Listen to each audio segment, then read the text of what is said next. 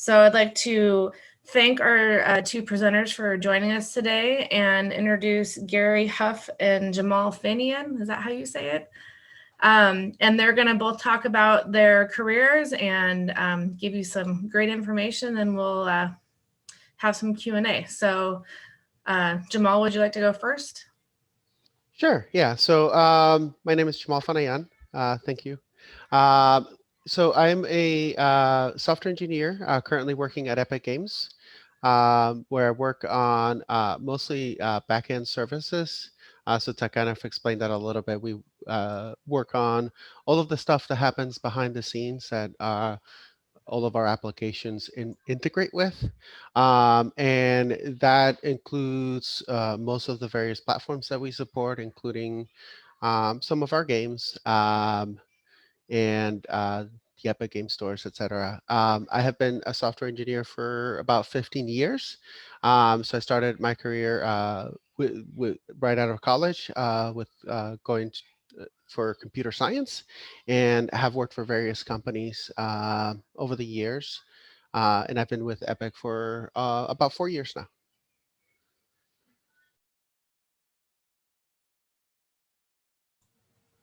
Okay, thank you very much. Gary, would you like to give us a little information on you? Here first. Hi, Gary Ho. I'm the oldest guy in the room. Can you hear me? Yeah, I'll hear you. So my journey is a long one. I went to high school back in the 1950s. I was a bit of a goofball. My grades were just kind of average. And in fact, my high school counselor said, Gary, you're not college material. And it was a wake-up call for me.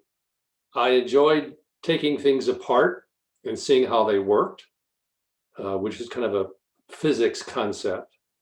So I knuckled down and I got myself into Carnegie Mellon University in Pittsburgh, Pennsylvania, in physics.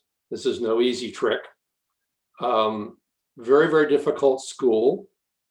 And I did make a change in my aspirations. I switched over to mechanical and electrical engineering and graduated with those degrees. During the graduation requirements, you had to give a visual presentation to all your professors. And I'd read a book about a very small startup firm in Orange County, California, that was making artificial heart valves for people. And I gave my presentation on that topic. And I'm going to come around to that a little bit later in my conversation. So my wife and I just gotten married. We drove in our old 57 beat up Chevy from Pittsburgh, Pennsylvania to Los Angeles, and I worked for North American Aviation. If some of you recall, there was a Saturn V rocket back in the 60s and 70s. And I want you to visualize something for me.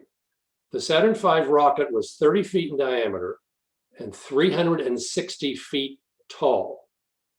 It weighed 6 million pounds when fully loaded with all of the propellants.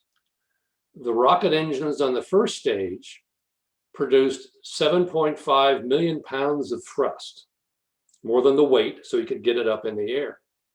It was a fascinating experience, and I was involved in the calibration to load those propellants into the rocket engines themselves. Was called a thrust profile. And I was sent down to Alabama, Huntsville on many trips where they would set up this rocket ship and they would lock it down and they would light the fuse. And I was in a bunker maybe a quarter miles away and the ground was shaking. It was absolutely, for a kid in her early 20s, an unusual and amazing experience. And I moved on. There was an ad in the LA Times from the same biomedical firm that was making those artificial heart valves. They're looking for an engineer. So I applied and I slid in that door because of my college presentation, and I designed artificial heart valves. And I was flown up to Portland, Oregon on many trips for probably one of the world's most famous cardiac surgeons, Dr. Albert Starr.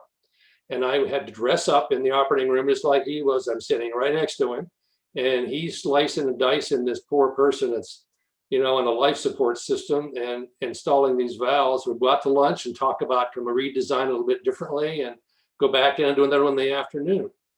While I was at that Edwards Laboratories, I went back to school again and got graduate degrees in business and finance and marketing. Just kept plowing along at that.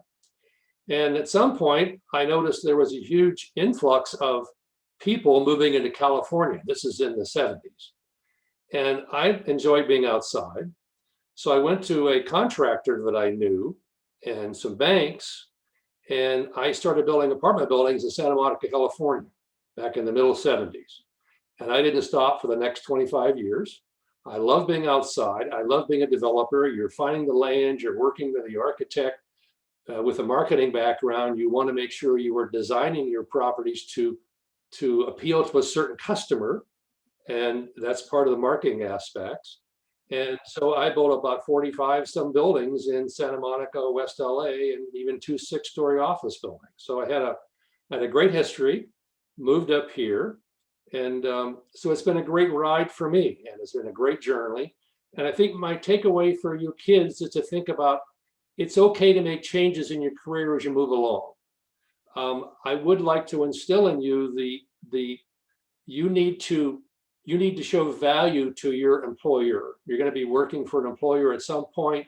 Maybe someday you're on your own and you're your own boss. You need an education for that aspect. But you need to make sure you continue your education, whether you're in the arts or music or business or a trade of some sort. You need to show that you have value to your early employers, because if you look the same as everybody else, you're just a commodity. So you want to make sure you stand out in the crowd of employees. So that's my takeaway. It's been a great time for me. You guys are just starting your journey. I'm on the way out the door, but I'm enjoying life. I have a kid in your class, an 8th grader. I'm not going to talk about names, but I'm very much involved, and I love this opportunity of telling stories to you kids, because you're just, your brains are full of mush. You've got to sort some things out. You got to focus a bit and decide what you want to be. And hopefully my short story is an impetus to you kids to think about that. So thanks for listening. Great, thank you. So go back to Jamal for a minute. There's a couple of questions for you. Many people have asked if you work on Fortnite. And then to kind of piggyback with that, what kind of programming software do you use?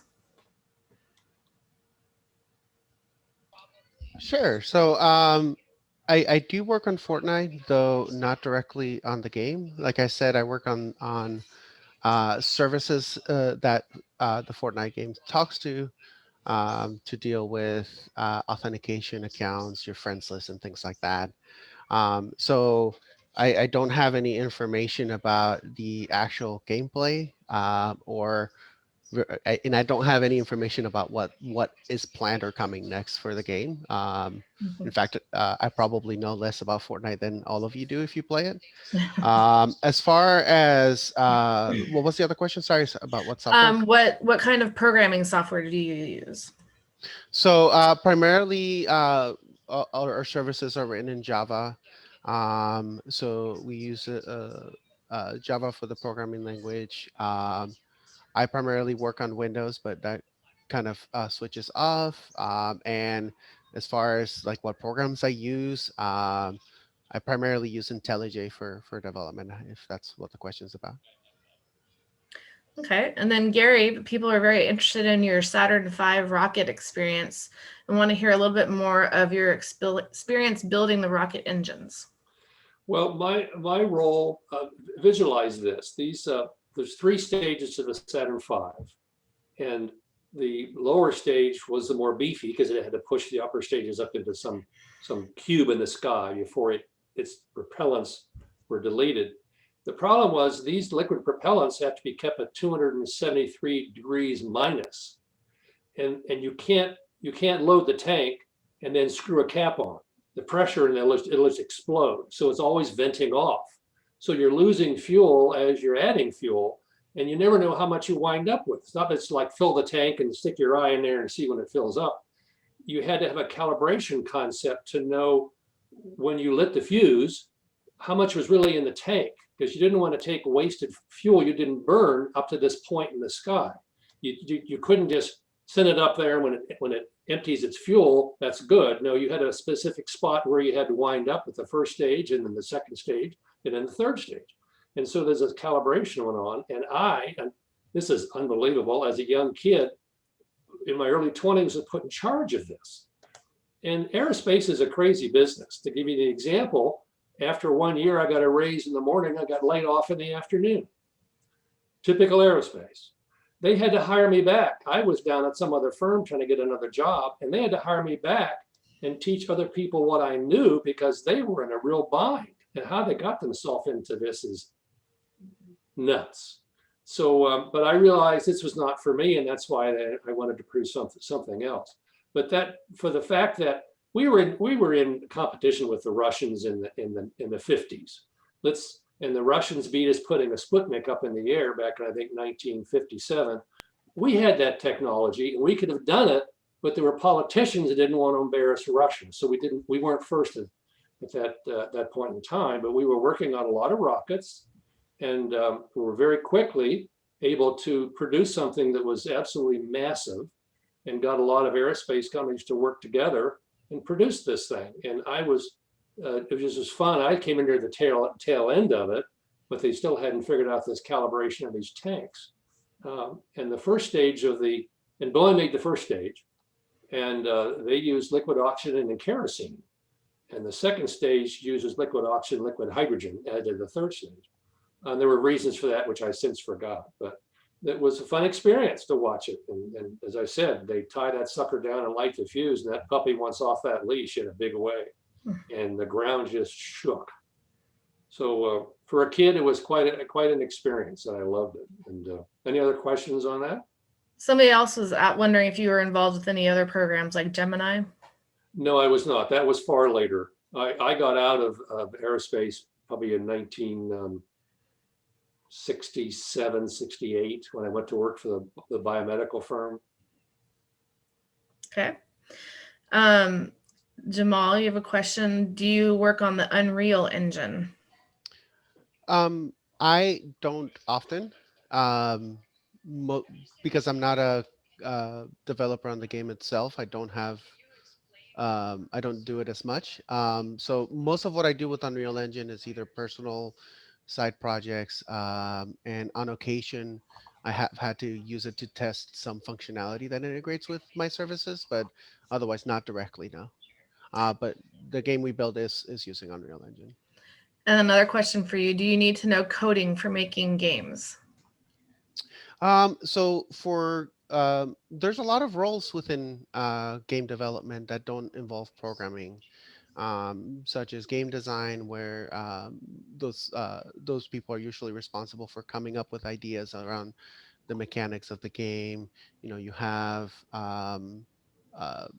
audio team that's responsible for all of the sound effects and the music and things like that. You have 3D modelers, animators. Like there's quite a variety of roles that come into making a game that don't involve programming. But I'm mostly familiar with the programming side of things just because that's what I do. Okay. A question for each of you. What did you major in college? Well, I can go first. I started out as physics for 3 years, and I then went to see one of my professors, and I said, well, I'm an outgoing person. I said, well, what do I do if I finish a degree in physics? And he says, come with me, kid. And he takes me down to the lower level of one of the big engineering halls, and physics majors kind of become research people later on. And I'm looking in this room, and here's some guy doing something, and I throw him a sandwich once a week. I'm thinking, that's not me. I'm not an introverted person. I have to be out meeting people all the time. And that's when I switched to mechanical engineering and electrical, and did that combination. Very difficult place to go to. I had nightmares for years, but I got through it. And it was a fun experience for me to start off that way. So I can't tell you what's best now. Everyone's different. Engineering at that time was a big thrust. We'd come out of the Second World War, and people wanted to buy everything because all the military used up all the car manufacturers were making things for the military, and you couldn't buy washing machines. A lot of stuff wasn't available. So once that was available, there was a huge demand for products and so on. And so the economy did very well during that time. Great. How about you, Jamal? So yeah, I studied computer science primarily, and then started working and kind of expanded on my skills and learning on my own after that. And what college did you go to? University of Central Florida. Okay. And then another question for you is, are you involved in Luna? I'm not familiar with what that is. So is that with regards to Amazon's Luna? I don't, it just says Luna. I'm not sure what it is. Oh, maybe somebody expanded here. Yes. So no, I've heard of it and we've discussed it internally, but I haven't done any work with it directly. Okay. We've got 2 more minutes. There was a question in here about how much math is used in aerospace engineer work. Well, my example, my education took me 5 years at Carnegie Mellon, and I had 5 years of calculus. I'm not sure I can spell the word at this point, but there was a need to learn higher math, and because of the challenges in the development of things required that. And I can mention a bunch of silly names like Bernoulli equations and Laplace transforms and all kind of silly things. But yeah, math is good. Depends on what you want to do. I mean, some kids want to be, obviously, I said before, in the arts or some sort of a trade school. Not everyone aspires to maybe do what I did, but my takeaway is keep going with your education, keep challenging yourself, keep focusing, because you'll come out further ahead, not just financially, but maybe have your own business someday. And you want to have some business skills behind you to do that. And marketing to me is number one of everything. Great. All right. Well, it is 9:59. I think we've run out of time to ask any more questions. You guys had some wonderful questions, very good thoughts behind them. Thank you to both of our speakers for presenting to this group, and you all are excused to move on to your next speakers. Have a great day. I have a question. Do I just stay in the same location? Yep, we just stay put. The kids are gonna exit and then Okay. come back in. All right, thanks. Yeah. You said 10 minutes? 5 minutes. So the 5, next one okay. starts at 10:05.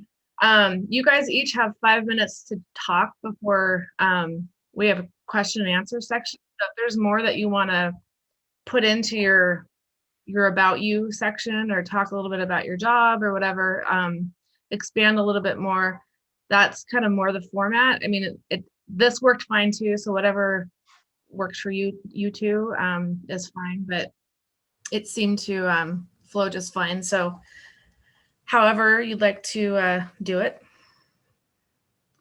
Make sure if you were in here last session, you are leaving and heading out to your next speaker session.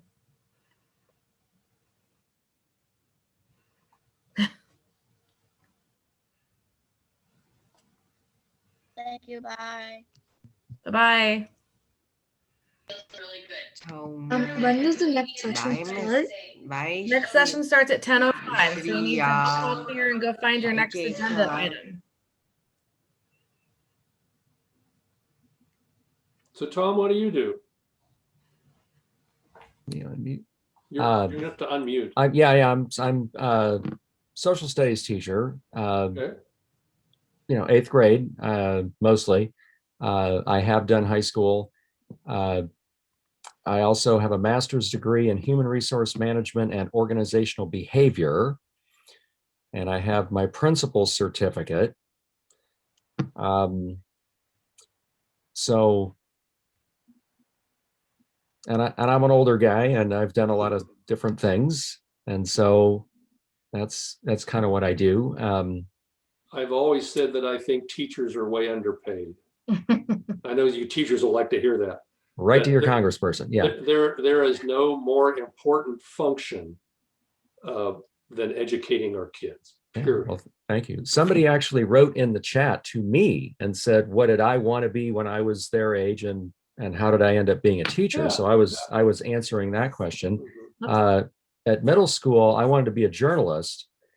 My uncle was an executive with the Seattle Times, and his two sons, my cousins, were journalists, one fairly prominent, one local. He ran the Queen Anne News. He was a publisher.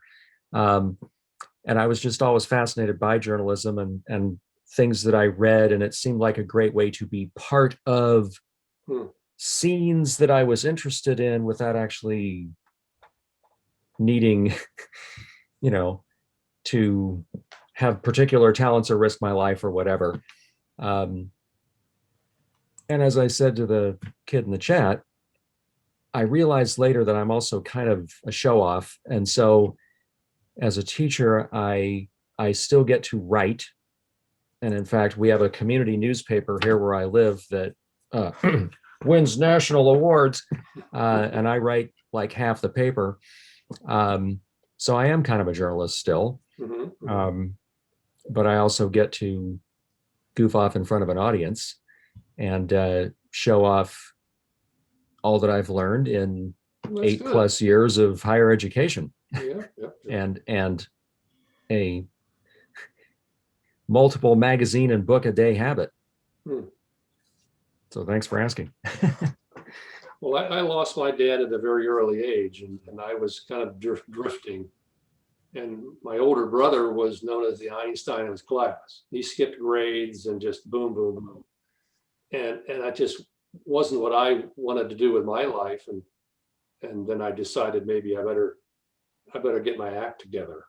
And I'm very happy with what I've accomplished, what I've done, etc. I think I fired myself as a developer way too early. I was 52. And I thought I had enough money in the bank to last forever. But you had this burn rate, which is far excess of what it should be. You buy stuff you sure don't need and stuff, or take trips and so on. So I wish I hadn't stopped, but it's too late to restart that program now. So I need to slow down a little bit, but I can't help myself.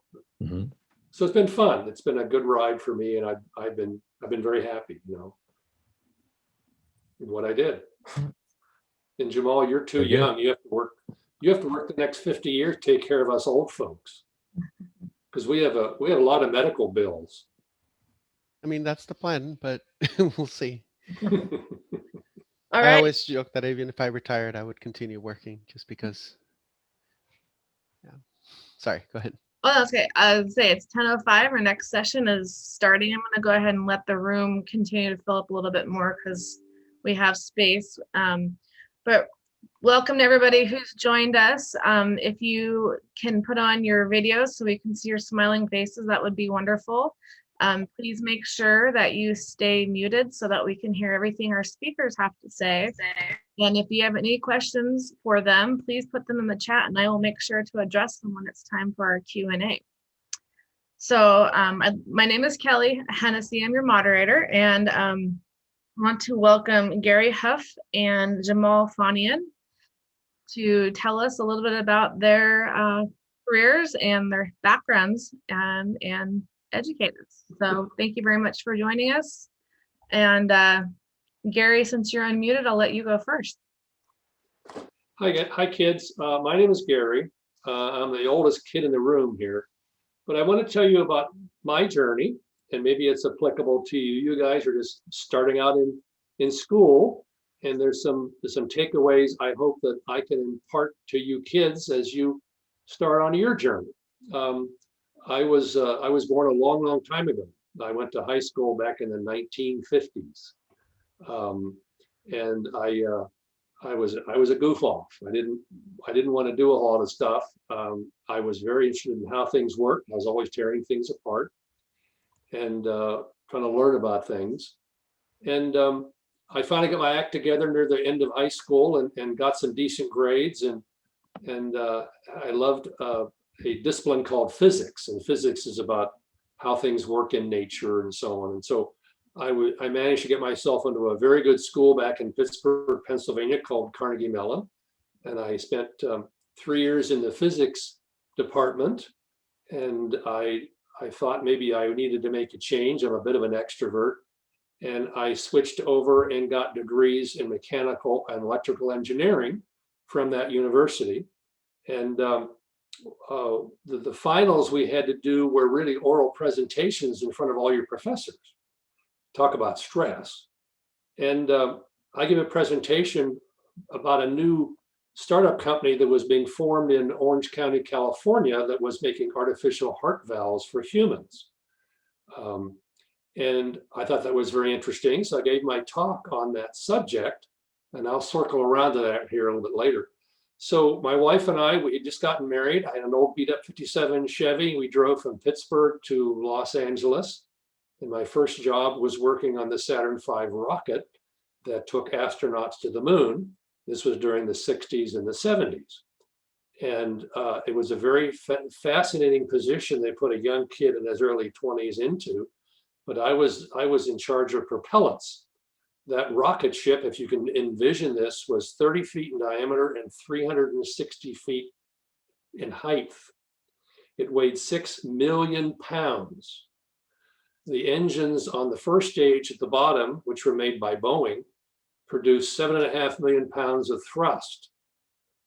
And they would send me down to Huntsville, Alabama, where they would take that a dummy of that vehicle, load it all the way to the top with all the propellants, lock it down, and light the fuse. And I'd be in a bunker about a quarter mile away. The ground was shook. It just was an amazing amount of energy being dispersed very quickly.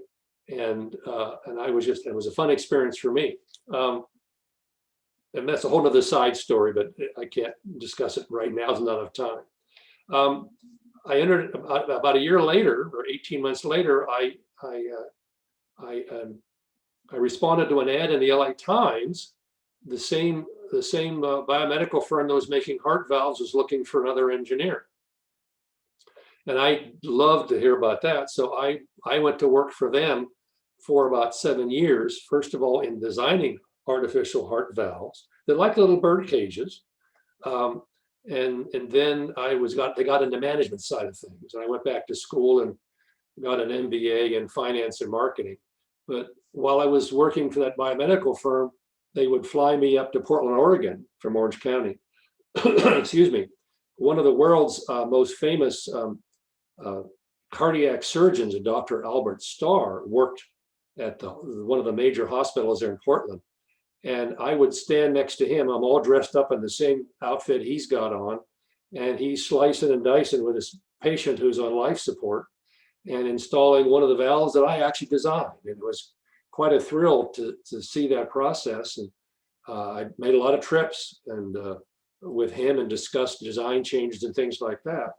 And during that time, as I said, I went back to school to get some more degrees. I always had an interest in being outside.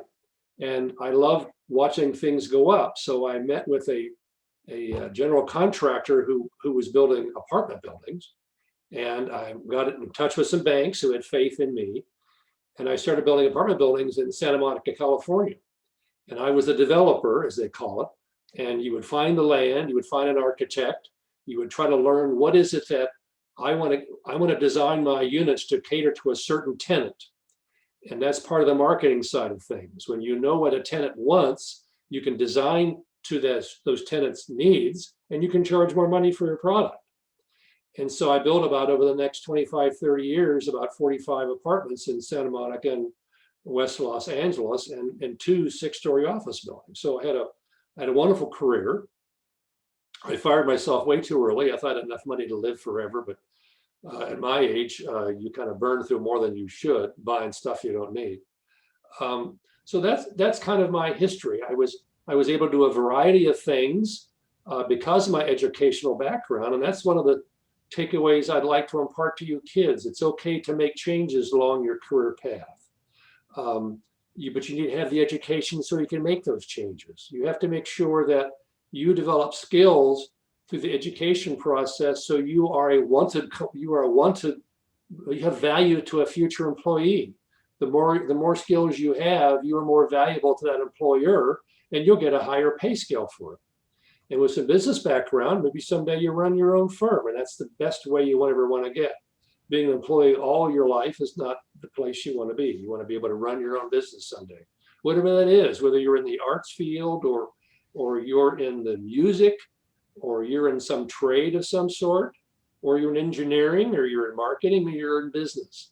You need to have that background. And so, if I can impart to you the need to focus on what it is you love to do, um, and just keep driving, and you'll be better off someday by doing that. So that's my story, and good luck to you kids. You're just starting your journey, and God bless you. You know, you've got a lot to look forward to. Thank you. Jamal, would you like to tell us a little about your background and what you're doing? Yeah, sure. So I'm Jamal. I'm a software engineer. I kind of started learning to program in high school out of interest to build some cool stuff with some of my friends, and dabbled a little bit in doing web and trying to make games, although I don't think I ever succeeded on doing that on my own. And I later went to the University of Central Florida, where I studied computer science and really tried to expand on my education there, and continue to focus on doing backend development, so working on servers mostly, um, for various companies, um, primarily in the Orlando area. Where and then later on, I ended up getting a job at Yahoo, where I worked for 7 years, working mostly on a photo sharing platform they had. And a few years ago, I transitioned to work at Epic Games, where I have been for the last 4 years, primarily working on backend services related to authentication. So really powering a lot of the various platforms that we provide, including the Epic Games Store, Fortnite, and other games that integrate with us. Um, and while I do work on Fortnite somewhat, I don't actually work on the game itself. So I can try to answer some questions about that, but I don't know as much about what's happening within the game. But yeah, and I've been here for about 4 years now, and um, yeah, that's basically it. Great. Well, a few questions have come in about Fortnite, and you pretty much answered the questions they asked. So for you, Jamal, what has been technology innovation that's made the most impact on your life?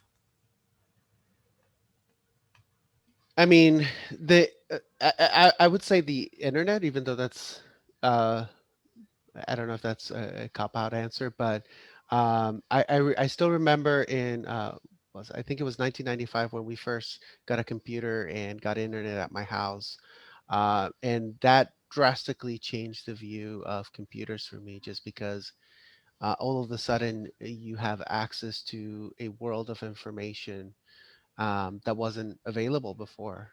Like for me, when before that, we had we I've always had a computer at my house. My parents uh, have had one since I was born, but for the most part, besides being able to play a few games that my parents had gotten on floppy disks at the time, um, there wasn't a lot else I could do with it, and the internet gave me the ability to um, access a lot of information, which is how I started learning um, how to program. And I think around that time was when I decided that I really loved computers, and that's what I wanted to do and work on. And so I definitely took a lot of interest there and started learning, mostly from resources on the internet on how to do things. Because as a at the time, I guess I was 8, 10 years old. I in my parents and family not being very much into computers, I didn't have anyone to ask for information on, well, how do I do this? How do I do that? So um, being able to access all of that really made an impact.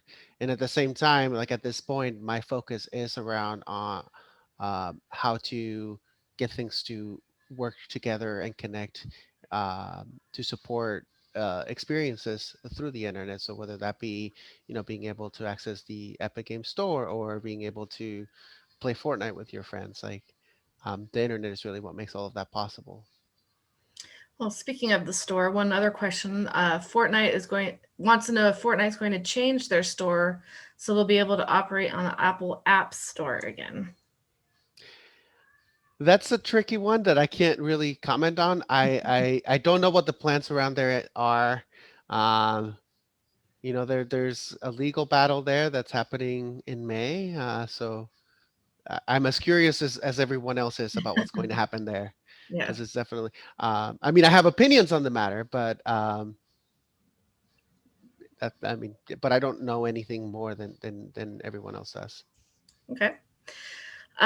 Gary, there is a question. What advice do you have for people who want to be an aerospace engineer or astrophysicist or aeronautical engineer? And what was it like to work for NASA and or Saturn, the Saturn V missile or rocket? Well, for those kinds of disciplines, it certainly means engineering in college, and in pursuing that. That was a long time ago in my career. That was back in the 60s when I was in the aerospace side of things. And I'm sure a whole lot has changed since then. Just focus on engineering and get into a good school. And I don't know what the opportunities there are out there today in astrophysics. I have two good friends who chose that path. They made changes in their career over time, and they're doing other things now. So I don't have a good answer for your question. It's just you're going to have to do a lot of math. I had 5 years of calculus in my college. And that's all I can think of to say, really. Sorry. How about what was it like to work on the Saturn V rocket? It was very exciting. As I think I said in my first presentation, of course you kids didn't hear all this, I worked on the propellants of loading the tanks to where when it fired off, there was a certain amount in there. Your requirement was to get the first stage to a certain little box in the sky, and the second stage to another box higher up, obviously, and third stage, etc. And you didn't want to waste any fuel. And when that first stage would shut off, you didn't want a lot of unburned fuel sitting in that tank. So the calibration side of things, and those rocket engines have what's called a slew valve inside. You change the mixture ratio of the liquid hydrogen, liquid oxygen as you ascend. As a thrust profile for certain purposes that I've since forgotten now. So there's this big butterfly valve sitting in there that would change, and by changing that mixture ratio would change the thrust of the rocket down below. And so part of my function was to make sure that thrust profile was kept and used, and of course, and make sure when it finishes at firing after X number of minutes, is not all that's left unburned fuel sitting in the tanks. And the problem was this fuel is all at 277 degrees minus Fahrenheit.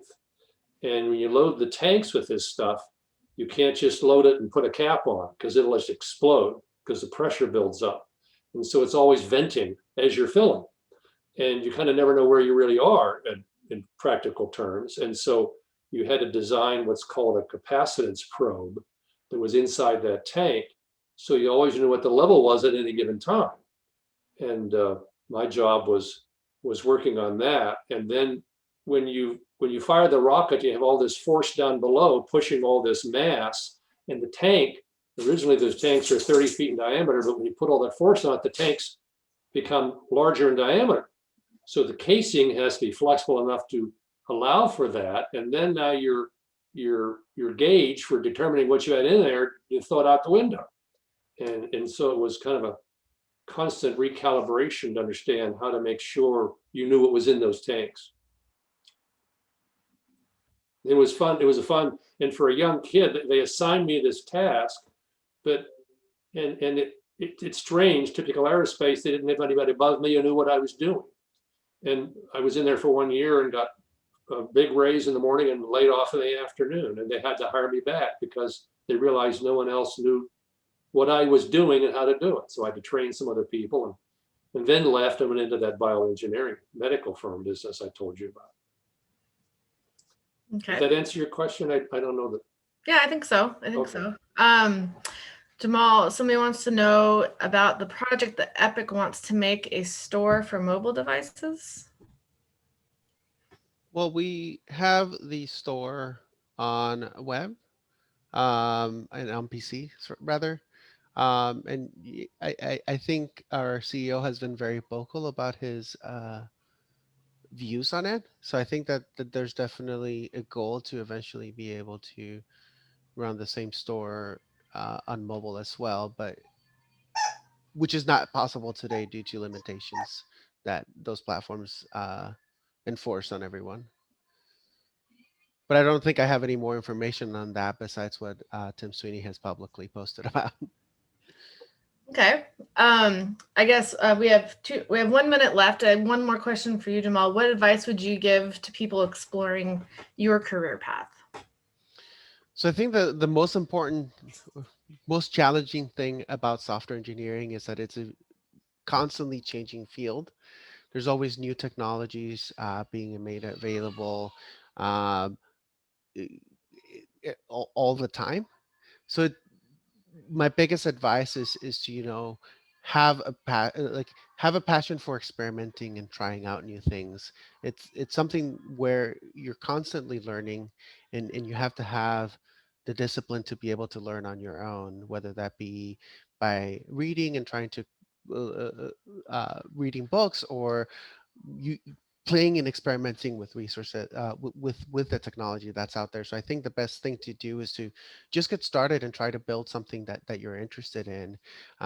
Programming, it can be, some concepts can be very challenging, and I've been doing this for 15 years now, and there are times where I look at something and I'm completely overwhelmed with how it works, and like trying to overcome that and being able to push through or find is always a challenge. So I would say that the biggest thing is to just start playing with it. I mean, I started playing with programming when I was in middle school. There's no reason, like, if you're interested in game development, just download Unreal Engine or Unity and start playing with it. There's plenty of tutorials, whether it be videos or documents on the web that you can play with. Or if so I would encourage you to start playing with it now. And as you're moving forward, like, there is a lot of value in going to a good school and getting a degree in computer science or a similar field, but at the same time, like, that's not always required. And what's most important is what you know and what you've had experience with. So a lot of that you can do on your own. Great. Thank you so much to both of you for your information today, and thank you to all of you for joining us. You can go ahead and drop off and head off to your next agenda item. Have a great day. Just wanted to say thank you, Epic Games, for making Chapter 2 Season 6. Thank you. Thank you for making season Bye. 9. It was legendary. Best season. No questions asked. Bye. Bye-bye. Bye, Andrew. Bye, Ishan. Bye, Shruti. Bye, Shruti. Bye, Vita Wheeler. Bye, Anthony. Bye, Kiki. So Kelly, Yep. question on how are we doing? We had this desire to help these kids. Mhm. on their journey? How do you think we are doing in our presentations? What might we change, do a little differently to get their attention better? I think you're doing fine. It's really hard. Some kids focus more on the video game aspect. Some kids are really interested in the rocket and the aerospace information. I think you guys are both doing great as far as the information you're giving. Just continue to what you're doing. I don't know how different, how much different you can really change. A lot of kids are asking about, if math is required, do you have to be really good at math? Asking just kind of like how you would, advise people that want to be in the aerospace or aeronautical engineer or astrophysicist kind of stuff. A lot of people are focusing on that. As far as Jamal goes, obviously we're getting a lot of questions about Fortnite and gaming. So, putting a lot of that information up front about, what your involvement is with Fortnite is good, because this session I had a lot less questions about Fortnite. So I'm going to unlock the waiting room now. So we'll start having people come in. All right. But no, I think you guys are doing great. We want them to get some good takeaways from all this. This is a great concept, and I hope you keep doing this every year or whatever. Oh yeah. Nothing is better. And well, we've done it the last few years. Last year, obviously, we couldn't because of COVID. The year before that, at least Canyon Park had one planned, and it was snowed out. We had the snow in February and weren't able to do it. So it's been a couple of years, but this is an event that we've done for several years now. And, going forward, I don't know if we'll continue to do it in this platform. It seems to work really well. We can serve a lot of kids this way and have some really good speakers without burning out all the speakers doing 6 different schools. So we'll see how we do it going forward. But yeah, this is a great event that we all enjoy putting on, and hopefully the kids enjoy as well. Yeah, I can add something real quick. All the 8th graders in the district recently did a kind of survey presentation kind of thing in anticipation of signing up for their high school classes. And so they're kind of keyed in on, what's the class or the subject area that has helped you most in your career, or that gave you the best foundation for being able to do what you do. And you've been talking about math a lot, and that's what I'm saying. So get that out and up front would be my advice. Yeah. All right. Good morning, yeah, doing everybody. great. I'm going to let the room continue to fill a little bit more as people come in, but wanted to welcome all of you and remind you to keep yourself muted and turn on your videos so we can see your smiling faces. And if you have any questions for the speakers, please put them in the chat and I will make sure to get to them during our question and answer period. Hopefully you've enjoyed your first 2 sessions this morning. Can't believe we're already on number 3. So this morning we have Gary Huff and Jamal Fanian, and they're both going to tell us a little bit about their careers. So we'll go ahead and start with Jamal this time. Hi. So yeah, as Kelly said, my name is Jamal. I am a software engineer, currently working at Epic Games, where I primarily do backend development. And what that means is that I do a lot of the things behind the scenes on working on some of the things that we run on servers to power the games. So I kind of started my career early on. So I think around middle school, high school, I started taking an interest in programming and started playing with it and learning a little bit about it just by finding things on the web and getting books in the library that were related to the topic. Mainly because my friends and I had interest in making things, whether it was some website ideas we had, and we dabbled a little bit into trying to make our own game, just because we love playing games together.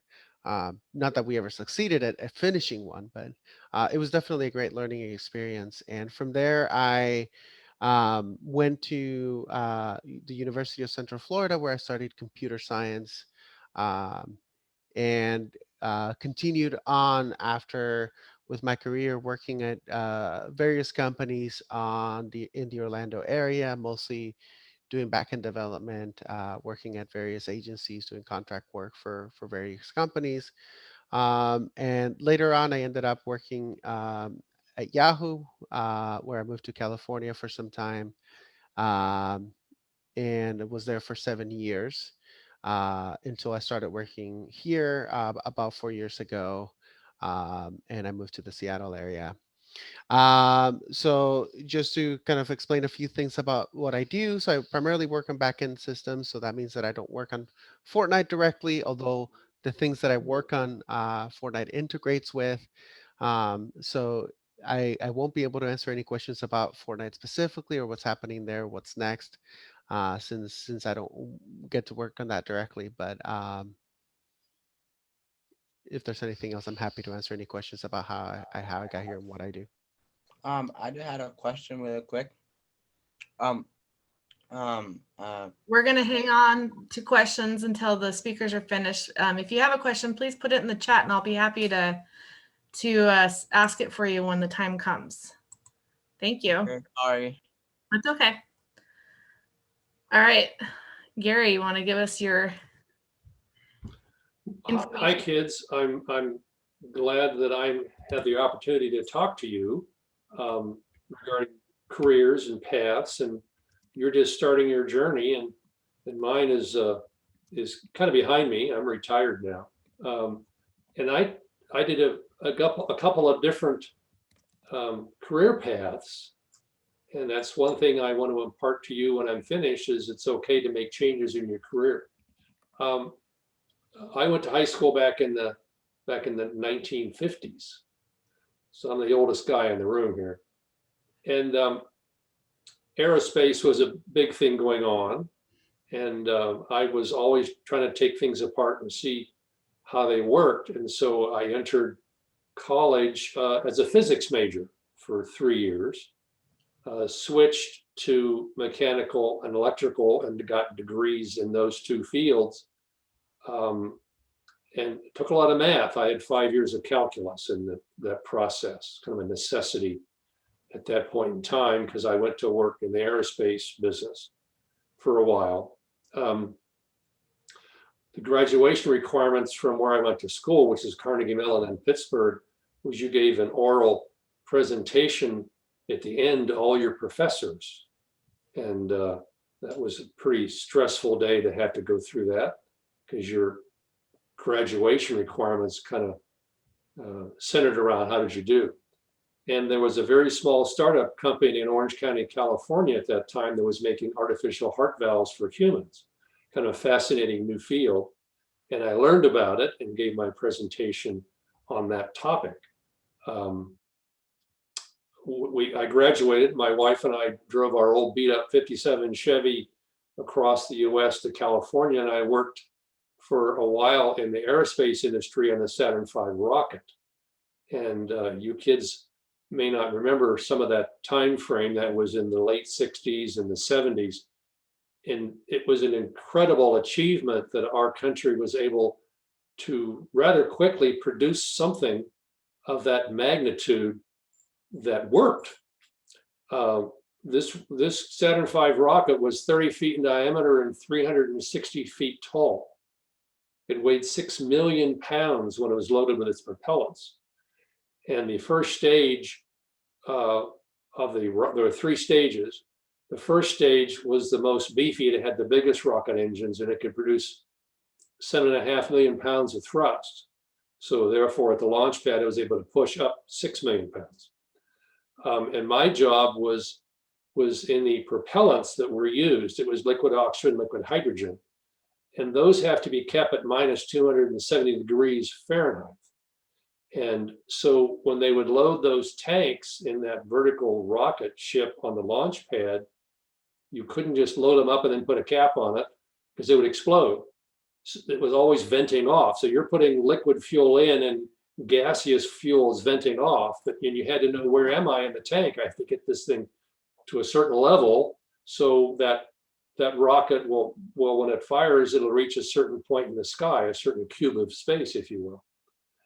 And it was not an easy task because when you load all the fuels in the tanks, they bulge out. It's a thin shell on the outside of this 30-foot diameter structure.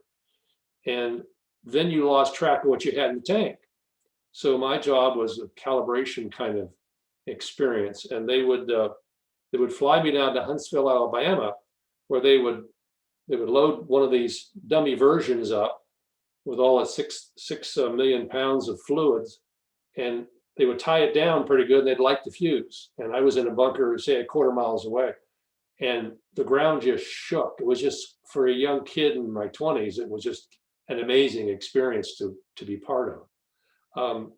A lot of education goes in. I had 5 years of calculus. A lot of education goes into being in that kind of field. But I wanted to move on. And so I answered an ad in the LA Times. It turns out from that same biomedical field was making the artificial heart valves. And I worked for them for about 7 years, first couple of years in designing new kinds of valves, different sizes of valves. You know, your heart has a mitral side and a ventral side, and they're different. And you have to design things differently for that physical structure that you're dealing with. And so I was designing new valves, and they would fly me up to Portland, Oregon, where one of the world's most famous cardiac surgeon, Dr. Albert Starr, was installing these in human patients whose hearts had failed. And they would, I had to sit up just like the surgeon, and I'm standing next to him, and he's doing his slice and dice with this patient who's knocked out on drugs, and putting in these artificial heart valves. And we'd go out to lunch and talk about it and come back, and he'd do another one in the afternoon. I would learn things and then do some redesign, come back up and do some more. Fascinating experience. While I was doing that, I went back to school and got an MBA with finance and marketing background. So I wanted to have a varied career. And after about 7 years, I was in the management side of that biomedical firm, and that was the most fun thing to do. So it was time for me to move on, and I wound up getting a few people together and meeting with some banks and a general contractor, and I started developing apartment buildings in Santa Monica, California. Over the next 25 or so years, I developed about probably 40 some projects down there, and I wanted to be outside. I love being outside and being the general contractor and the developer, and just being the orchestra leader of this. All these subs are, if you look at the sequencing of building an apartment building or a commercial building, there's a certain sequence, and you have to make sure all the subs can work together and get out of the way when the next sub's coming in. And it's just it's an orchestra. And I love being in that and doing that and seeing if I could speed the process up a bit, because time is money in that business. And I loved it, and moved up here and did two good sized projects up here before I hung up my hat. So my career is varied. You know, it's a lot of different things that I did, but I needed to have an educational background to do any one of those three components in my journey. And I just want to impart to you kids, it's okay to make changes along the way. You might want to do one thing at one point and something else at something else, but that may mean learning different skills. And the one thing you have to make sure is when you go out into the world that you have the skills that an employer wants. Whether you're in the arts or you're in the science fields or engineering, or you want to be in a trade business of some kind, you need to have those skill sets developed. And the best way to do that is through your academics, your education of finishing high school, focusing on grades, going to college in the fields you like to do, but it's okay to make changes along the way. And so you kids are just starting your journey. And so if I can impart with you a couple of things, that's kind of what it is. You can make changes, but focus, do something that you love to do, and be successful at it, because you're going to have a family someday. You need to support your family. So there's just a lot of things to think about. And you're kind of young, and I'm on the opposite of the things. I've retired, and I'm kind of just burning my cash I put in the bank, you know. So any questions, you have to chat those through to Kelly. I'll be glad to answer anything I can. Great, thank you. Jamal, a couple questions for you. One, what does your code do for games? And then what are some challenges you face and how did you overcome them? I primarily work on services related to authentication and account data management. So every time you launch the game, when it's logging into your account, that interacts with the services that I work on. And when you see your friends list, seeing the display names and things like that, and seeing people's names within the game. It's a lot of things that happen behind the scenes, but um, it's critical to the game since it has to know how to access your account and your progression. Um, and the question about challenges is definitely interesting. There's always different kinds of challenges. So um, that we encounter, I mean, on a daily basis. Even I think what the most interesting thing that I've had to gotten to work on here has been how to get our services to run to the capacity that we need them to for the various events that we run in the game, which is a fascinating problem to solve because we have services that have to deal with, I think we posted for the last event, it was like 12 million people trying to all log into the game at the same time. So dealing with challenges on how to build our services in a way where they can handle all of that traffic has definitely been very interesting work for me. And as far as how to overcome that, I mean, it's mostly about understanding what is happening. So in this particular case, it's just understanding all of the things the service has to do whenever a user's logging in, and kind of studying that and iterating on it over time. Like we find one bottleneck, fixing that, moving on to the next. So really most of the challenges that I deal with is about how do you break down the problem into something that is manageable and then solve just that one part and then move on to the next and the next. And kind of piggybacking on that, what was the most challenging subject while studying computer science? So I love math, but I wouldn't say that it comes super easy to me. So that's always been something that's challenging for me. It's just, I often have to um take additional time to try to understand concepts. And a lot of the times when I start looking at something, like it immediately looks overwhelming, whether that be with programming, with math, and with other things as well. And like that can be a deterrent a lot of the time. So like the most challenging thing is how to overcome that and try to like take that problem and try to absorb it and understand it. And there are times where I have had to walk away from it, or it takes me months to get through a particular problem just because I just stare at it and can't get past it. So it's mostly about not letting that stop you, and in the end, you're just kind of getting through it. Okay. Gary, there's a question for you. What was the favorite part of your career, and what did you enjoy the most? I think being a real estate developer was the most fun because I was self-employed at that time. Aerospace, I was an employee. The heart valve business, again, I was an employee. And being on my own, I think was very, very satisfying. You make it or break it. There's no one to fall back on. You really are focused 24/7 on making sure you can support the family and you make the right decisions. Real estate is a very fickle business. You find a piece of land and you want to build an apartment building. Well, by the time you get that building done, it's 2 or 3 years have gone by and the economy could have tanked. You're in a world of hurt at that point because you're not going to rent up your units for what you thought you could get. And so it's a very risky business. It's not for the lighthearted, but it's very enjoyable when you do it correctly. We all trip. We made some mistakes. I managed building a pretty good size condo building in Los Angeles once, and the market turned on me, and I basically all my money that I'd put into it and all my time I'd put into it was for naught, and I wound up giving that building back to the bank. Not a very pleasant experience, but it's better than the bank taking everything that you have in your house, and because banks will do that. So it's not for the faint of heart, but it's very challenging and very rewarding that you were able to accomplish things. You challenge yourself, and one of the things I would impart to all you kids: challenge yourself in whatever you love to do and put forth the effort to make sure it works. Question for both of you. Are your guys' jobs stressful?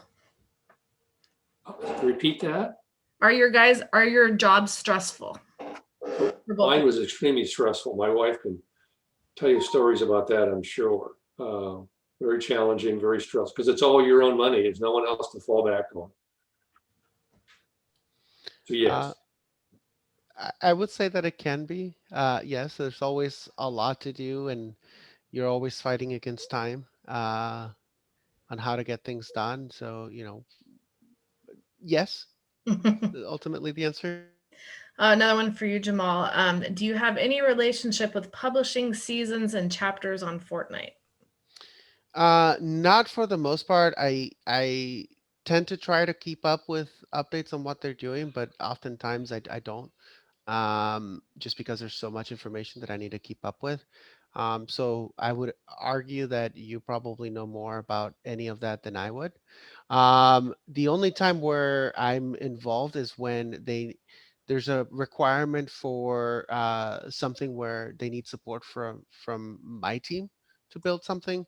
Lately, that has been just reaching audience goals with events.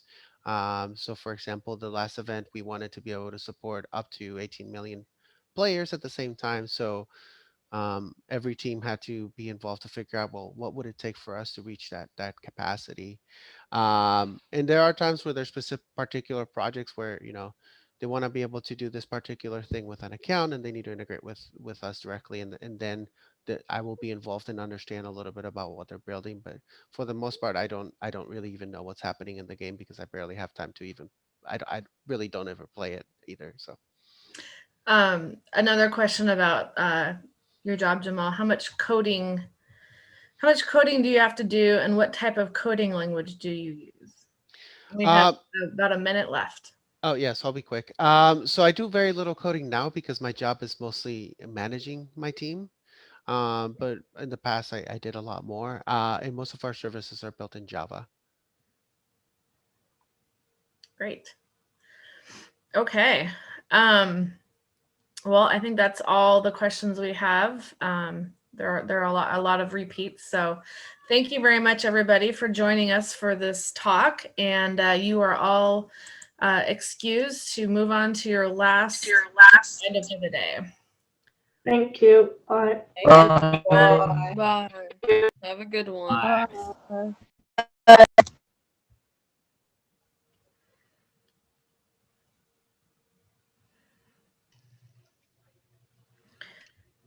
So we're averaging about 75 to 100 kids per session. The first one was, we had to lock at 150. So Wow.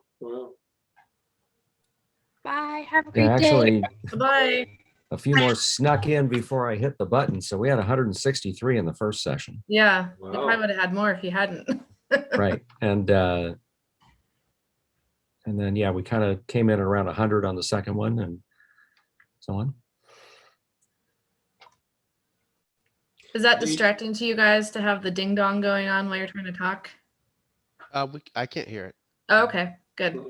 I just left the meeting open because we had people coming in later, and I just figured, we weren't having the streams we were having with the first meeting, so I figured if people came in a little bit late, it wasn't the end of the world. So You can see how diverse Jamal's and my careers are. I mean, my stuff was building things, and these kids today are all in the computers, and I'm the village idiot when it comes to computers.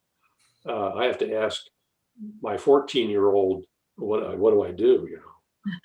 And Jamal's on the forefront of the direction we're going. I mean, I find what you have done fascinating. When you were first introducing, I was texting my wife about all the cool stuff because she knows that I've always been interested in aerospace engineering and rockets in general. So it's pretty awesome. It was fascinating, and just the visual experience of seeing this thing on a launch pad. Good grief!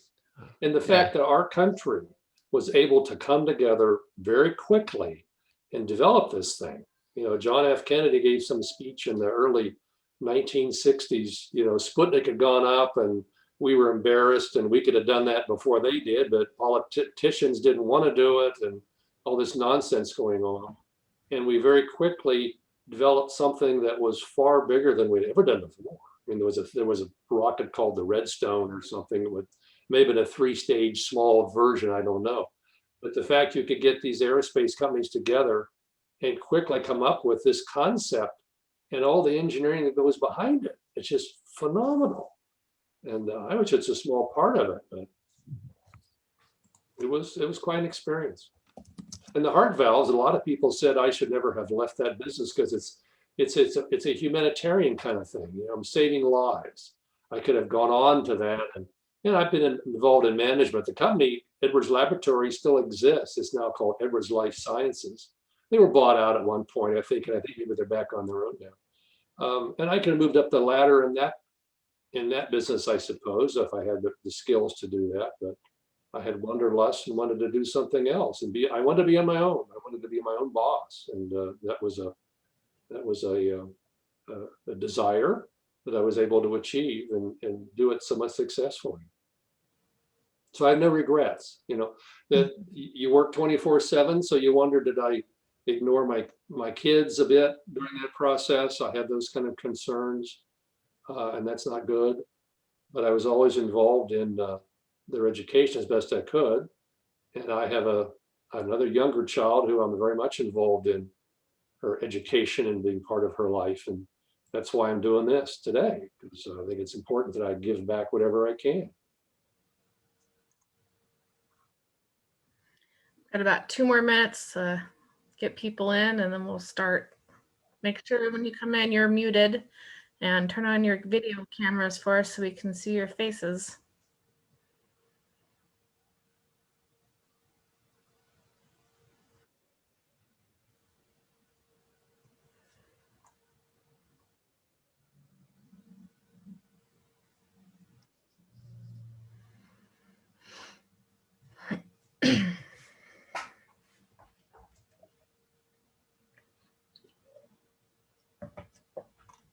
Does Woodinville High School have a similar program like this, where they get some presenters to encourage kids in terms of?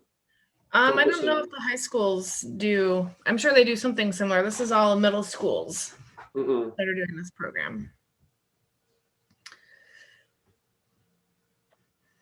I've been very much involved in Hollywood Hill Elementary School for those 6 years, and then Timbercrest. Of course, the COVID shut things down a bit. And I hear that high school, they don't want to hear from parents. You know, they don't have those kinds of same relationships going on. Yeah. All right. Depends on the parent. Yeah. The high schools do have all kinds of, you know, job readiness and career day presentations and things that kind of swirl through constantly. But every high school is different. It depends on who's operating their career center. All high schools have career centers that are part of their counseling office, and it depends on who you've got working in there. Well, I'll check into it. Yeah. Oh, yeah. Do whatever I can do. If it's meaningful, I don't know, but I'll try. Okay. Good morning, everybody. You are in your final session for the day. Can you believe that we've made it through 4? Well, we've made it through 3. This is our 4th. As you probably know the rules by now, please make sure you're muted for our conversation and get your cameras on if you can, so we can see your smiling faces, and put your questions in the chat, and I will make sure to ask them for you when we get to the Q&A session. So this morning we have Gary Huff and Jamal Fanian to give us some great information, and we'll let Gary go first. Hi, kids. Thanks for the opportunity of letting me speak to you and tell you about my journey and what I did as I went through the age, and because you're just starting your journeys and you have a lot to think about and look forward to. And I just want to impart some takeaways to you along my little short speech, and hopefully it inspires you a bit. So I went to high school back in the 1950s actually, so a long time ago. And I was always tearing things apart to see how things worked. And I was able to go to a very good college in Pittsburgh, Pennsylvania called Carnegie Mellon in physics, because physics is all about the modeling of how things operate. And after 3 years of that, I decided I wanted to switch my academic careers, and I wound up getting a degree from there in mechanical and electrical engineering. I had 5 years of calculus in the process. A very difficult learning experience, not an easy school to go to. You're dealing with kids for cream of the crop, and some of the kids have what are called photographic memories. They don't even go to class. They just come and take tests and ace their tests. And out of 100 points, getting 6 is an A. I'll tell you something about the learning scale they use. While I was, when I graduated from Carnegie Mellon, the requirements were you have to give an oral discussion as part of your graduation requirements. And there was a new firm just being started in Orange County, California, that made artificial heart valves for humans. And I thought, what an interesting thing to do. And I gave my final presentation to all the professors out there in the audience on that topic. My wife and I had just gotten married, and we drove to California. My first job, I worked in aerospace. You've heard of the Saturn V rocket. This was back in the 60s and 70s. And the Saturn V rocket, I want you to visualize this thing because it's huge. It was 30 feet in diameter and 360 feet tall.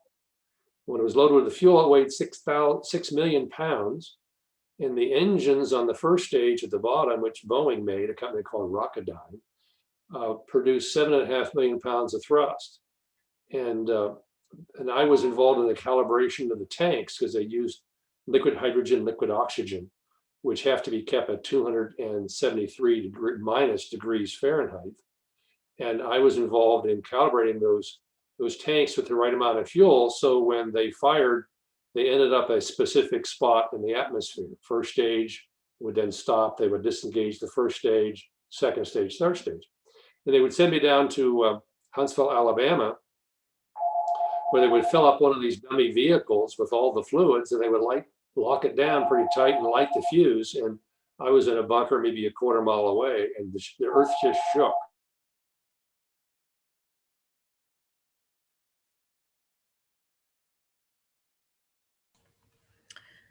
Gary, your sound went down. Yeah. We can't hear you. No, we can't hear you. Oh boy. Oh, there you are. Okay, you're back. Okay. So I answered an ad in the LA Times from the same company I had given my presentation on, a little company called Edwards Laboratories, making these artificial heart valves. And I worked for them for 7 years and designed some of those valves myself. And they would fly me up to Portland, Oregon, where I would stand next to Dr. Albert Starr, who is a world famous cardiac surgeon. I was suited up just like he was. And he would install one of the valves that I had designed into this human who's anesthetized, and would go out to lunch and talk about the designs and come back and do another one. And I'd go back and rework the designs a bit.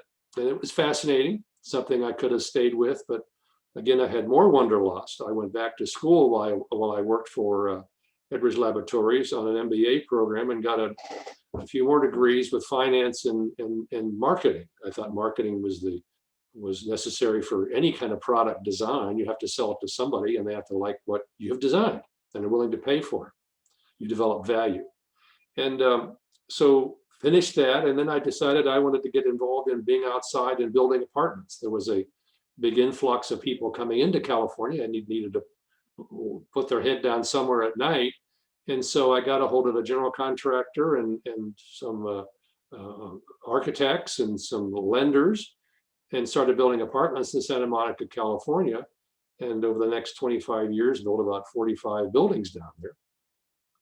And I love being outside. I wanted to be the general contractor as well as the developer. The developer is the all-encompassing. You find the land, you find the architect, you design what somebody wants, you get a bank to loan you some money, you fill up the building with tenants, or if it's a condo, with sales, and then you move on to another one. And I just love that process, and did well at it.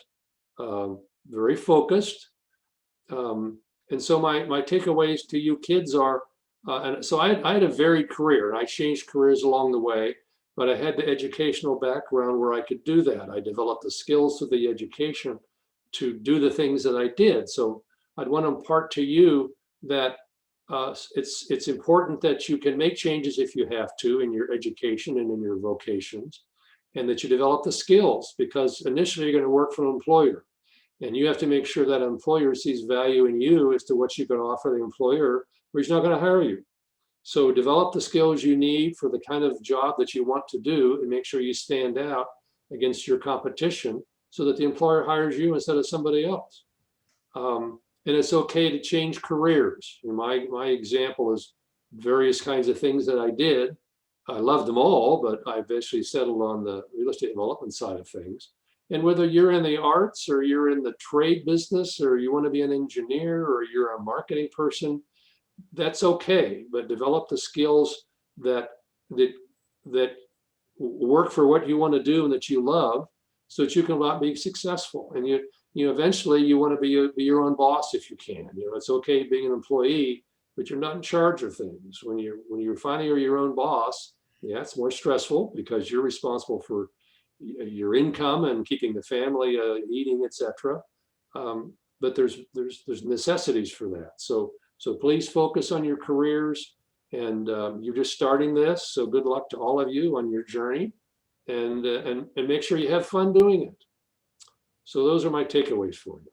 Great. Thank you, Gary. Jamal? Yeah, so I'm a software engineer. I'm working at Epic Games currently, where I have been for 4 years. Mostly working on backend development, so working on things that happen in servers.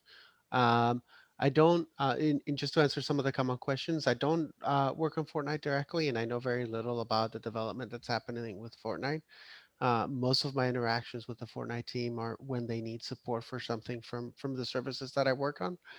Um, I started my career, or rather, I started learning programming kind of around middle school, high school, so around your age, mostly out of interest. My friends and I wanted to build a website, so I started learning a little bit about that. And later on, we started trying to build games. We never actually finished a project, but it was a great learning experience for me. And kind of defined the path that I wanted to move forward with. So ultimately, I decided to go to university to study computer science, and from there moved on to start working. And I've done various types of work, all related to backend development. Starting to working with some agencies in the Orlando area, and ultimately ended up in California working at Yahoo for 7 years, where I worked on a photo sharing platform, and then ended up here. Um, uh, which where I started as a software engineer and ended up ultimately working as now doing mostly management. So I do very little coding nowadays, but um, mostly focus on helping the rest of my team with regards to accomplishing projects and such. Um, yeah, so that's basically it, and I'm happy to answer any questions about it. We do have one for you. What type of games do you work on at Epic? So I don't work on the games directly. The services that I work on are used by the games to handle like the login process. Any game that's been released on the Epic Games Store, including Fortnite, interacts with my services in some way, but I don't work on them directly. But I do get to sometimes interact with the developers for those games when they need support in any way, and I work with the team that builds the client libraries that they integrate with as well. Another question for you. How do you guys come up with or find algorithms to distribute the load on your servers or throttle the use so your servers don't crash? So a lot of that is about, I mean, that's the area I mostly focus in. So it's really about handling and distributing the load. There's a lot of algorithms that I didn't necessarily come up with, although I get to learn about. Usually, these are engineered by more in research areas. So there's various white papers that can you can read about how to distribute traffic and all of that. But for the most part, for us, it's about understanding the bottlenecks within our services. So it's about how we design the services in a way that we can distribute the traffic to as many servers as possible, so that we can vertically scale that, so that each server is able to only needs to handle a fraction of the load. So I don't know if that necessarily answers your question, but I can go more in depth if there's more specific questions there. Make sure if you guys have questions, you're typing them in the chat, because that's how we're going to get them asked today. Another question for you, Jamal. What is the progress on the Fortnite ARG? I don't know anything about that, so I can't really answer that. Sorry. Okay. For either of you, did you or anyone at your job or jobs do running start? No. I don't think I know what that is. Sorry. Running Start is a program that allows kids to start taking college credits in high school, and kind of, as essentially the name Running Start, gives them a running start into entering the world as an adult. Oh, awesome. No, I wasn't familiar with it, but that definitely is incredible. I know that we do internships. So that's primarily how what the process we've had. So we have college interns who often come in during the summer and get to work on various projects within the company. Okay. Question for each of you. What is or was the most rewarding part of your job or jobs, and what was the hardest part of either of your jobs? Gary, you want to go first? Well, the most rewarding was just being out and being my own boss, being the employer, if you will, and hiring all the trades to build things. The most stressful is when times get tough, it's your money that's at risk. And I had one of those times, and it wasn't very pleasant. I had to give a building back to a bank because the economy had just tanked in the process. From the start, when you find a piece of land to the time you build it all up and get it sold as a condo or rented out as tenants, is several years. And a lot can occur economically during that time frame. And you're at the mercy sometimes of that. And you like to look forward to when you start a project, that when you finish it, the times are so good. And one of the philosophies that I used all the time is a term called you make your money on the buy. You make sure if you ever pay for the land, you're not going to crawl out of the process at the end of the day like you want. You have to make sure you bought the land at the right price, because after all, in that equation that you set up, you have land price, you have construction costs, you have what are called soft costs. You want to make sure you're going to make a buck at the end of the day yourself, but you don't know that until the project's all finished. So I kind of reversed that process. I wouldn't buy a piece of land if my equation didn't allow me to make a couple of bucks at the end of the day when it's all done. So it's all stressful. When you're your own boss, you're worried 24/7. It's just the way it is. But you can tolerate that because you know at the end of the day you're doing something right and you're helping out people who need a place to live. So it worked out. So yeah. How about you, Jamal? Most rewarding, hardest part? So I guess I've spoken about this. I don't know if I have in this call, but a few of the different sessions. I think most recently in my career, the most rewarding has been able to uh, uh, get to work on the events that we've published or had for Fortnite. So the various season events, the concerts, etc. And the reason for that is because in part they have been the most challenging because um, as the first question alluded to, dealing with a large scale of traffic or a large scale of users trying to do the same thing at the same time is extremely challenging, just because you have to distribute that load, etc. So being able to get to work on that and purposefully try to get as many people as possible into the game um, has been extremely challenging but rewarding, just because it's incredible that we've collectively made the progress to be able to get our services to do that. Um, and it's something that I haven't had the experience to do in my career before, just because normally you're working at a more lower scale that's distributed across time. You're not generally trying to get as much of your population to do the same thing at the same time, which is kind of crazy when you talk about online services. So I would say that that's both the most rewarding and most challenging that I've had to deal with. Another one for you. Some games on the Epic Games Store are not made by Epic, but bought by them. Do you add your software to the games or leave it as it is? So all of the games in the Epic Games Store are uh, running our SDK, which is stands for Software Development Kit. And the reason they do that is to be able to integrate with our authentication system, so be able to understand who's logging into the game, interact with our purchasing flow, etc. But for the most part, not all of those games are built by us. We're just publishing them on the store, so it's very similar to Steam or a game being on the Microsoft Xbox Store, etc.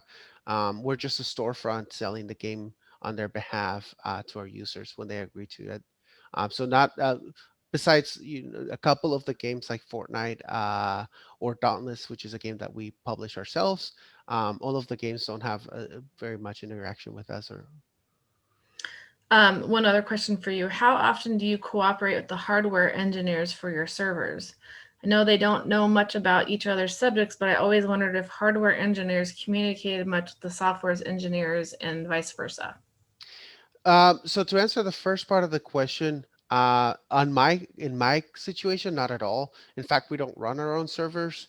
Most of our infrastructure is using Amazon Web Services, which we purposefully do so that we don't have to run our own servers. Um, so I know very little about the hardware that it runs in. In fact, most of the time, all I know is, these are the specifications that I want. So I need a host that has this much memory and this much processing power, and then Amazon just provides that. So I have no idea what's actually running behind the scenes, but that's not true for everyone at the company. There are people that get to work on hardware more directly. We don't have hardware engineers within a company ourselves, but for one example that I know of, because most of the engineers working on this work in the same office that I in Bellevue that I do, are the engineers that work on rendering for VR. They get to work on very closely with the hardware engineers that are designing these AR headsets, like the Oculus or the Microsoft HoloLens and stuff. And one of the coolest parts of that is that they get to see them early on, because a lot of the times they want support from Unreal Engine for their headsets. So they may see prototypes that are unreleased or unannounced before.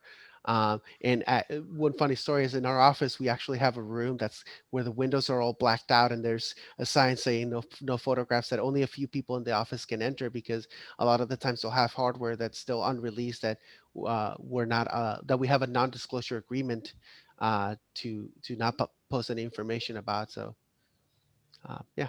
Cool. Well, we're out of time, but I have one quick question for Gary. I think it will be quick to answer. Do you have any advice on what classes to take if I want to be an electrical engineer? Well, math is important. As I said, I went through 5 years of calculus. I wouldn't say everyone needs to do something of that nature, but engineering, the field of engineering is a lot of math. And so I would focus on that. And which type of math, whatever they can offer you, I would take, whether it's calculus or algebra or etc. Get as much as you can. All right. One more, maybe quick question for Jamal. Did Epic make Unreal Engine? Yeah. Okay. So that's kind of how it started, was with Unreal Engine. All right. Thank you, everybody, for joining us today. You guys have One more thing. fantastic questions. No more questions. Thank you. You need to go back to your normally Wednesday schedules if you have anything else you need to report to. I hope you guys all enjoyed Career Day and look forward to hopefully seeing you next year for Career Day.